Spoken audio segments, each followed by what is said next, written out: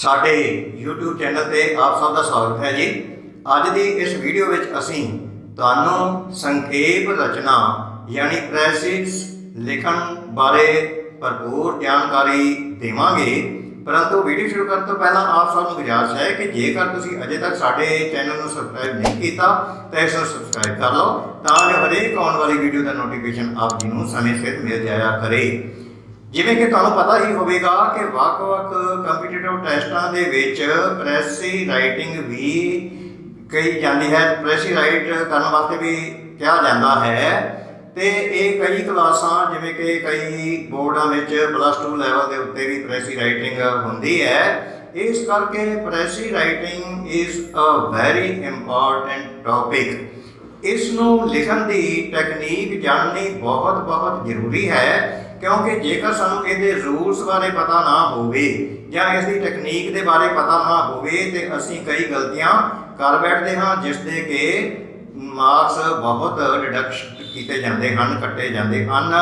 तो आओ पता करिए कि प्रैसी जो है वो किस तरीके दे नाल लिखी जाती है तो इसके रूल्स की हैं। तो प्रैसी राइटिंग के जिवें तुहानूं पता ही होवेगा कि एक पैसेज दिता हुंदा है ते उस पैसेज नूं असीं चंगी तरह पढ़ के ध्यान नाल पढ़ के ते फिर 1/3 यानी 1/3 वर्ड्स दे विच उस दी प्रैसी जां संखेप रचना लिखनी हुंदी है। पर ध्यान ये रखना हुंदा है कि एक ते टेंस उही होवे जिहड़ा कि ओरिजिनल पैसेज दे विच है।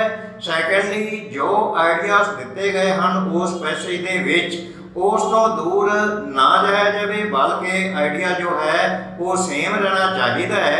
और इस दे विच सुपरफ्लुअस एग्जाम्पल्स वगैरह नहीं देनिया चाहिए ते ना ही कोई अपने विचार रखने चाहिए ने जो कि पैसे दे विच है उसका ही 1/3 जो है प्रैसी के रूप दे विच लिखा जाना चाहिए। प्रैसी का एक हैडिंग भी हुंदा है, वो हैडिंग जिहड़ा 5 शब्दों तो वध नहीं होना चाहिए। तो आओ डिटेल दे नाल करते हाँ इस बारे डिस्कस के किहड़े रूल्स हैं प्रैसी राइटिंग के वास्ते। तो here are some of the very important points and important rules. पहला ये कि precis is written in 1/3 words, यानी कि जिन्ने ओरिजिनल शब्द हैं पैसे के विच उन्होंने असीं काउंट कर लेना है। काउंट जेकर एक करके करोगे तो that would take a long time.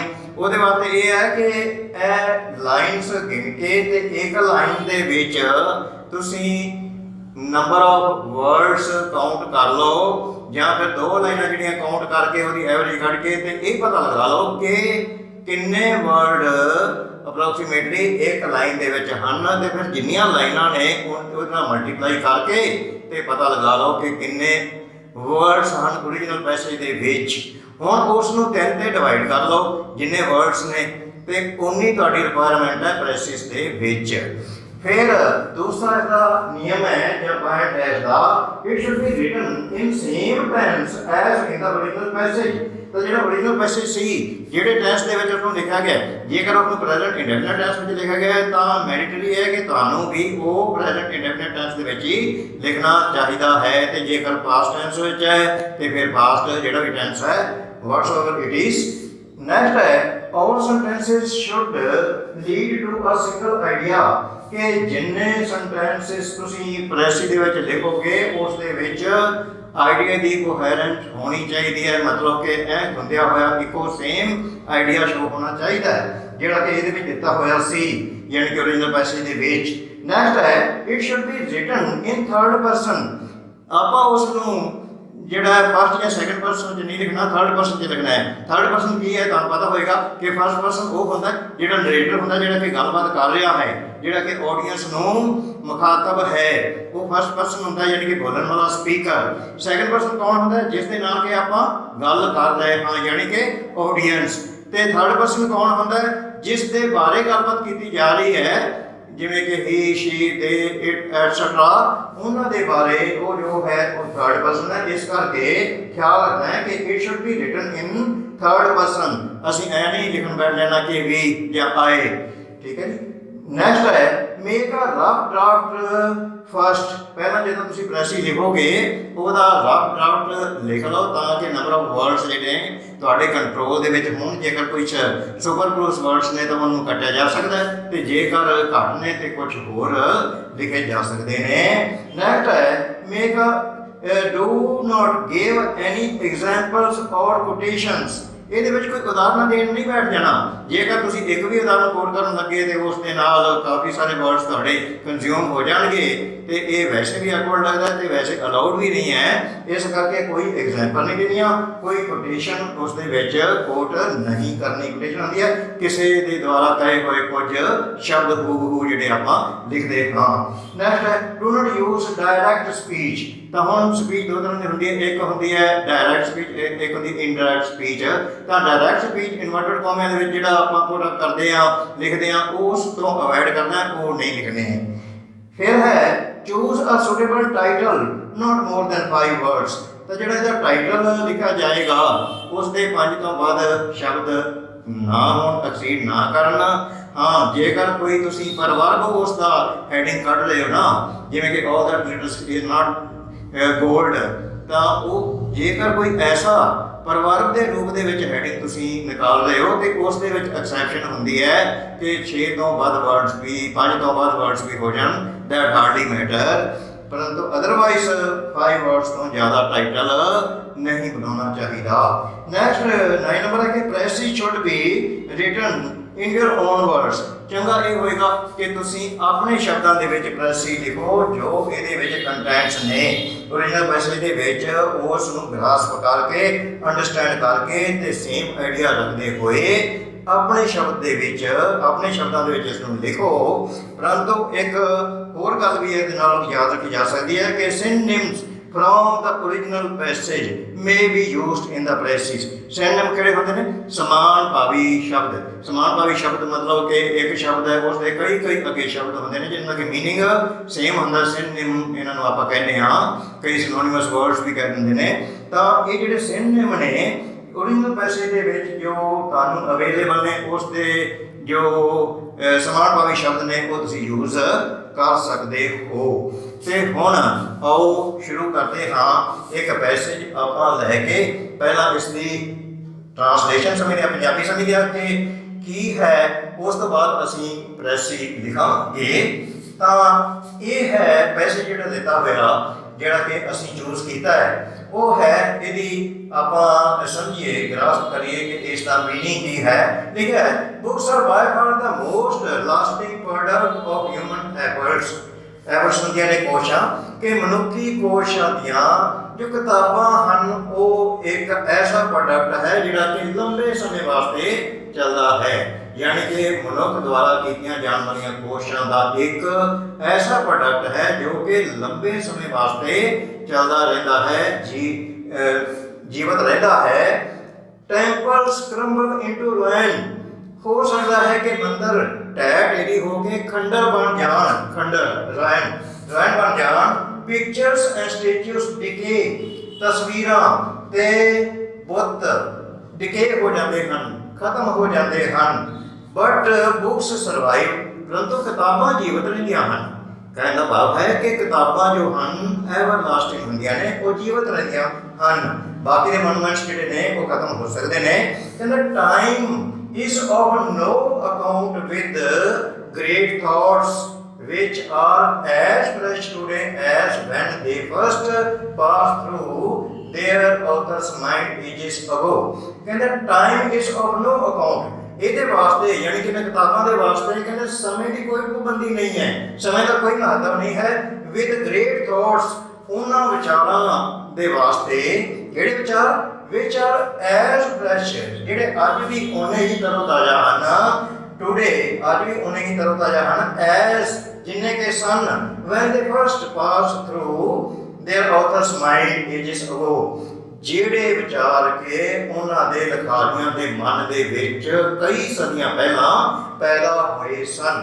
what was then thought, ਜੋ ਵੀ ਉਸ ਸਮੇਂ ਸੋਚਿਆ ਗਿਆ ਸੀ, and said ਤੇ ਕਿਹਾ ਗਿਆ ਸੀ, still speaks to us as vividly, ਇਹ ਅੱਜ ਵੀ ਓਨੇ ਹੀ ਸਪਸ਼ਟਤਾ ਦੇ ਨਾਲ ਬੋਲਦਾ ਹੈ S ever from the printed page, ਕਿਸੇ ਪ੍ਰਿੰਟਡ ਪੇਜ ਤੋਂ, ਕਿਸੇ ਛਪੇ ਹੋਏ ਪੇਜ ਤੋਂ ਅੱਜ ਵੀ ਇਹ ਓਨਾ ਹੀ ਕਲੀਅਰਲੀ, ਓਨਾ ਹੀ ਸਪਸ਼ਟਤਾ ਦੇ ਨਾਲ ਬੋਲਦਾ ਹੈ ਜਿੰਨਾ ਕਿ ਪਹਿਲਾਂ ਬੋਲਦਾ ਸੀ।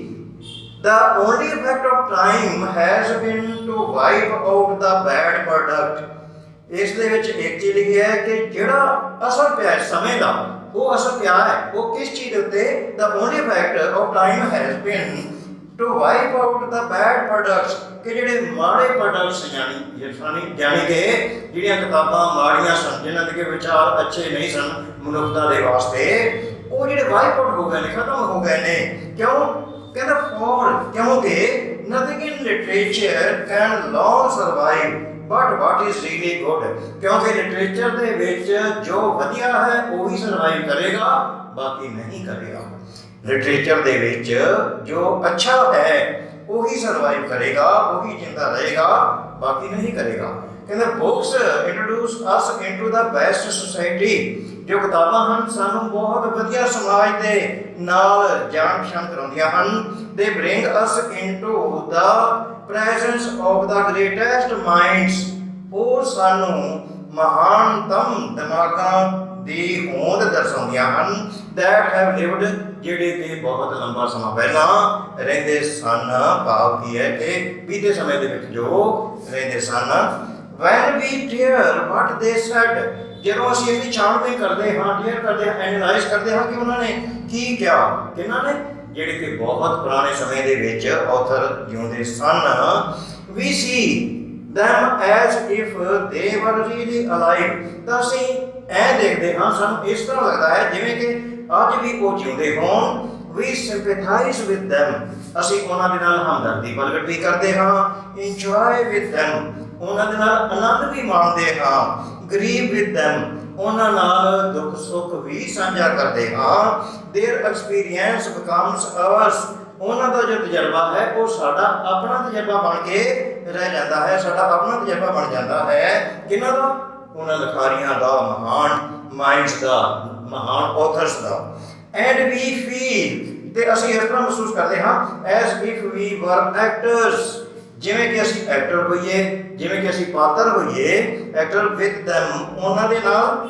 ਇਨ ਦ ਸੀਨਸ, ਜਿਵੇਂ ਕਿ ਅਸੀਂ ਉਹਨਾਂ ਸੀਨਸ ਦੇ, ਉਹਨਾਂ ਦ੍ਰਿਸ਼ਾਂ ਦੇ ਖੁਦ ਪਾਤਰ ਹੋਈਏ। ਵਿਚ ਦੇ ਡਿਸਕ੍ਰਾਈਬ, ਜਿਨ੍ਹਾਂ ਦਾ ਕਿ ਉਹਨਾਂ ਨੇ ਵਰਣਨ ਕੀਤਾ ਹੈ। ਉਹਨਾਂ ਨੇ ਦਾ ਮਤਲਬ ਹੈ ਕਿ ਲਿਖਾਰੀਆਂ ਨੇ ਜਿਨ੍ਹਾਂ ਦ੍ਰਿਸ਼ਾਂ ਦਾ ਵਰਣਨ ਕੀਤਾ ਹੈ। ਅਸੀਂ ਐਂ ਸਮਝਦੇ ਹਾਂ, ਜੇ ਸਾਨੂੰ ਐਂ ਮਹਿਸੂਸ ਹੁੰਦਾ ਹੈ ਜਿਵੇਂ ਕਿ ਉਹਨਾਂ ਦ੍ਰਿਸ਼ਾਂ ਦੇ ਅਸੀਂ ਖੁਦ ਵੀ ਪਾਤਰ ਹੋਈਏ, ਅੱਜ ਵੀ ਉਹਨਾਂ ਦੇ ਪਾਤਰ ਹੋਈਏ। ਤਾਂ ਹੁਣ ਇਸ ਦੇ ਵਿੱਚ ਅਸੀਂ ਜਦੋਂ ਇਸ ਨੂੰ ਐਨਾਲਾਈਜ਼ ਕੀਤਾ, ਟ੍ਰਾਂਸਲੇਸ਼ਨ ਕੀਤੀ, ਤੇ ਸਾਡੇ ਮਾਈਂਡ ਵਿੱਚ ਇੱਕ ਚੀਜ਼ ਆਉਂਦੀ ਹੈ ਕਿ ਇਹ ਬੁੱਕਸ ਦੇ ਬਾਰੇ ਹੈਗਾ ਕਿ ਜਿਹੜੀਆਂ ਬੁੱਕਸ ਨੇ ਇਹ ਐਵਰ ਲਾਸਟਿੰਗ ਨੇ, ਐਵਰ ਗ੍ਰੀਨ ਨੇ, ਬੜੇ ਲੰਬੇ ਸਮੇਂ ਵਾਸਤੇ ਚੱਲਦੀਆਂ ਨੇ, ਇਹ ਸਰਵਾਈਵ ਕਰਦੀਆਂ ਨੇ, ਮਤਲਬ ਕਿ ਇਹ ਡਿਕੇ ਨਹੀਂ ਇਹਨਾਂ ਦੀ ਹੁੰਦੀ, ਡੈਥ ਨਹੀਂ ਹੁੰਦੀ, ਕਲੈਪਸਿੰਗ ਨਹੀਂ ਹੁੰਦੀ, ਇਹ ਟਾਈਟਲੀ ਨਹੀਂ ਹੁੰਦੀਆਂ, ਖਤਮ ਨਹੀਂ ਹੁੰਦੀਆਂ, ਕਿਉਂਕਿ ਜਿਹੜੇ ਪ੍ਰਿੰਟਡ ਪੇਜਸ ਨੇ ਉਹਨਾਂ ਦਾ ਇਫੈਕਟ ਅੱਜ ਵੀ ਉਹਨਾਂ ਹੁੰਦਾ ਹੈ ਜਿੰਨਾ ਕਿ ਬੀਤੇ ਸਮੇਂ ਦੇ ਵਿੱਚ ਹੁੰਦਾ ਸੀ। ਤੇ ਚੰਗਾ ਜਿਹੜਾ ਸਮਾਜ ਹੈ ਉਸ ਦੇ ਨਾਲ ਵੀ ਸਾਨੂੰ ਜਾਣੂ ਕਰਵਾਉਂਦੀਆਂ ਹਨ, ਚੰਗੇ ਵਿਚਾਰਾਂ ਨਾਲ ਵੀ ਜਾਣੂ ਕਰਵਾਉਂਦੀਆਂ ਹਨ। ਤੇ ਉਹ ਚੀਜ਼ਾਂ ਜਿਹੜੀਆਂ ਕਿ ਲਿਟਰੇਚਰ ਪੱਖੋਂ ਠੀਕ ਨਹੀਂ ਸਨ, ਉਹ ਤਾਂ ਫਿਰ ਖਤਮ ਹੋ ਜਾਂਦੀਆਂ ਹਨ। ਤਾਂ ਇਸ ਕਰਕੇ ਇਹਦੇ ਵਿੱਚ ਸਾਨੂੰ ਬੁੱਕਸ ਦੀ ਇੰਪੋਰਟੈਂਸ ਦੇ ਬਾਰੇ ਦੱਸਿਆ ਗਿਆ ਹੈ। ਤਾਂ ਹੁਣ ਇਸ ਨੂੰ ਜੇਕਰ ਅਸੀਂ ਕਾਊਂਟ ਕਰੀਏ ਤਾਂ ਤੁਸੀਂ ਵੀ ਕਾਊਂਟ ਕਰਕੇ ਦੇਖ ਲੈਣਾ, ਤੇ ਇਸ ਦੇ ਵਿੱਚ ਇਹ ਵਰਡਸ ਬਣ ਰਹੇ ਨੇ 154, 154 ਸ਼ਬਦ ਨੇ 154। ਇਸ ਨੂੰ 3 ਤੇ ਡਿਵਾਈਡ ਕਰੀਏ ਤੇ 51 ਬਣਦੇ ਨੇ। ਤਾਂ 51 ਦੇ ਵਾਸਤੇ ਜਦੋਂ ਪ੍ਰੈਸੀ ਆਪਾਂ ਲਿਖਾਂਗੇ ਤੇ ਐਟ ਦੈਟ ਟਾਈਮ ਹੋ ਸਕਦਾ ਹੈ ਕਿ 51 ਤੋਂ ਜਦੋਂ ਅਸੀਂ ਜਿਹੜਾ ਸੈਂਟੈਂਸ ਸ਼ੁਰੂ ਕੀਤਾ ਹੋਇਆ ਹੈ ਉਸ ਨੂੰ ਅਸੀਂ ਇਨ ਬਿਟਵੀਨ ਤਾਂ ਛੋੜ ਨਹੀਂ ਸਕਦੇ ਨਾ। ਤੇ ਜੇਕਰ 3, 4 ਜਾਂ ਇੱਥੋਂ ਤੱਕ ਕਿ 5 ਸ਼ਬਦ ਵੀ ਵੱਧ ਹੋ ਜਾਣ, ਦੈਟ ਹਾਰਡਲੀ ਮੈਟਰ, ਯਾਨੀ ਕਿ 51 ਦੀ ਬਜਾਏ ਕਿਤੇ 56 ਤੱਕ ਵੀ ਵਰਡਸ ਪਹੁੰਚ ਜਾਣ ਤਾਂ ਕੋਈ ਗੱਲ ਨਹੀਂ, ਪਰ ਇਹ ਨਾ ਹੋਵੇ ਕਿ ਇੱਥੇ 70 ਵਰਡਸ ਪਹੁੰਚ ਜਾਣ, 75 ਵਰਡਸ, ਇਹ ਨਹੀਂ ਹੋਣਾ ਚਾਹੀਦਾ। ਉਹ ਫਿਰ ਪ੍ਰੈਸੀ ਜਿਹੜੀ ਹੈ ਐਕਸੈਪਟੇਬਲ ਨਹੀਂ ਹੋਏਗੀ। ਤੇ ਸ਼ਾਰਟ ਜਿਹੜੇ ਸ਼ਬਦ ਨੇ ਕਹਿਣ ਦਾ ਭਾਵ ਹੈ ਕਿ ਮੰਨ ਲਓ 51 ਆਪਾਂ ਨੂੰ ਚਾਹੀਦੇ ਨੇ ਇਸ ਦੇ ਵਿੱਚ, ਤੇ ਜੇ ਅਸੀਂ 36 ਵਰਡ ਦੇ ਵਿੱਚ ਹੀ ਪ੍ਰੈਸ ਆਪਣੀ ਖਤਮ ਕਰ ਲਈਏ ਉਹ ਵੀ ਐਕਸੈਪਟੇਬਲ ਨਹੀਂ ਹੋਏਗੀ, ਉਹ ਸਾਨੂੰ ਅੱਛੇ ਮਾਰਕਸ ਨਹੀਂ ਦੇਗੀ।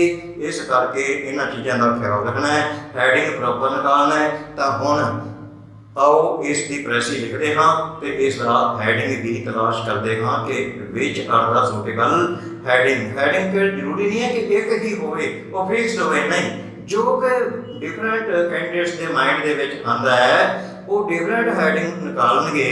ਕਿਸੇ ਨੂੰ ਹੈਡਿੰਗ ਕੋਈ ਜਚੇਗਾ, ਕਿਸੇ ਨੂੰ ਕੋਈ ਲੱਗੇਗਾ, ਤਾਂ ਉਹ ਦੇਅਰ ਮੇ ਬੀ ਮੈਨੀ ਹੈਡਿੰਗਸ ਫਾਰ ਦਿਸ ਪ੍ਰੈਸੀ।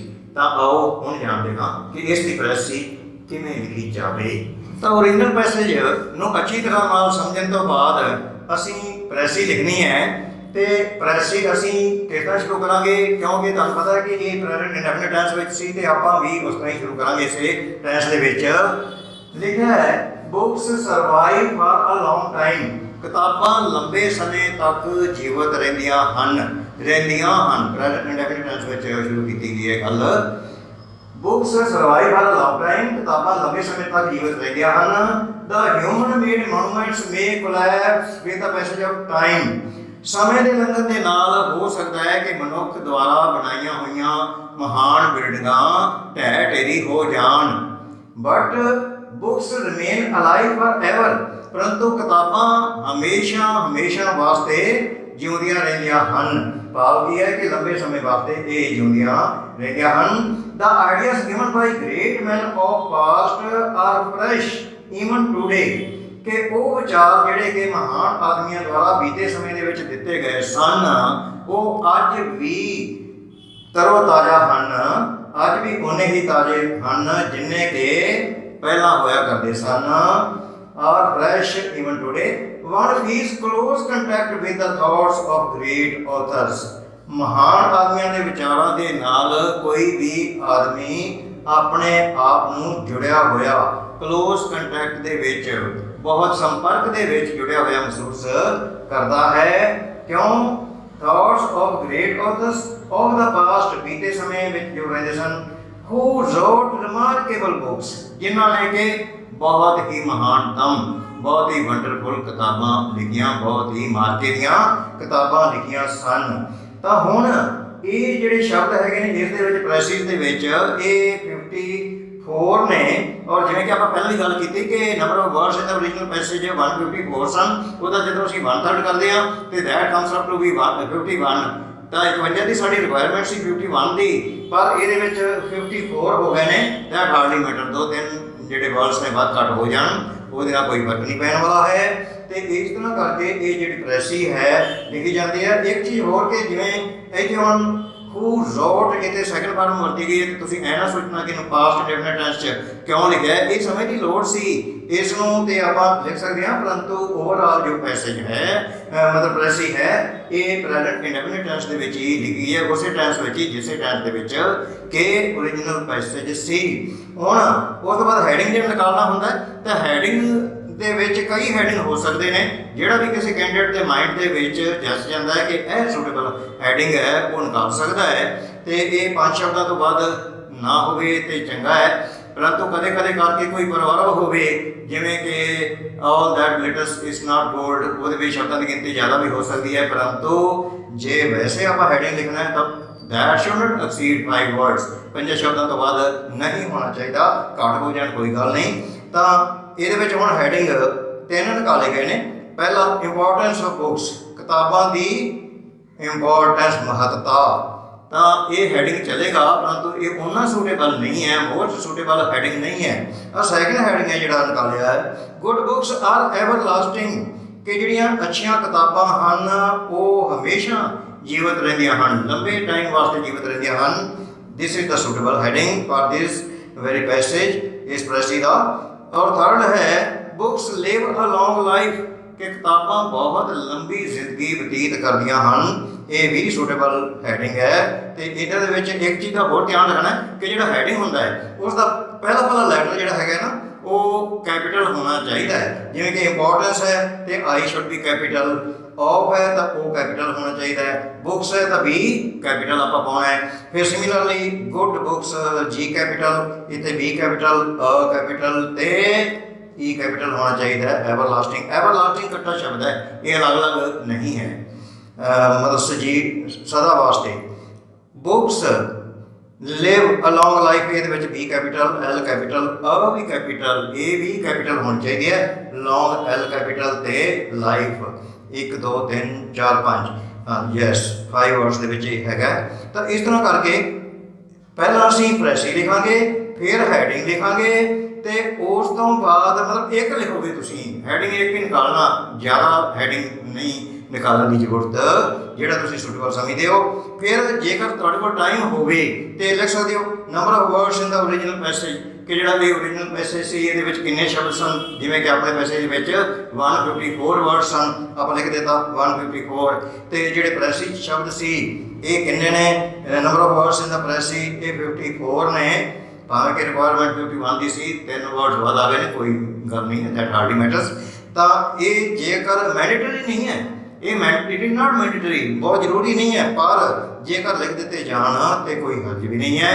तो इस तरह करके तुसी लिखोगे, यानी जिहड़ा करन वाला साडे काम है वो तो है इतों, मतलब ये तो पैसेज होएगा उस क्वेश्चन पेपर के इतों प्रेसी आप शुरू करके प्रेसी लेके फिर हैडिंग लिखांगे। फिर उस तो बाद जे कर लिखना चाहिए समा होवे तो number of words in the original passage तो number of words in the precis लिख सकते हाँ। तो असीं समझते हाँ कि ये वीडियो तुहाडे वास्ते बहुत लाभदायक सिद्ध होगी। जेकर ये वीडियो चंगी लगी हो तो इसमें लाइक ते शेयर करके साडे चैनल को सबसक्राइब कर लेना। मिलते हैं एक होर वीडियो देखने लिए तुहाडा बहुत धन्यवाद जी।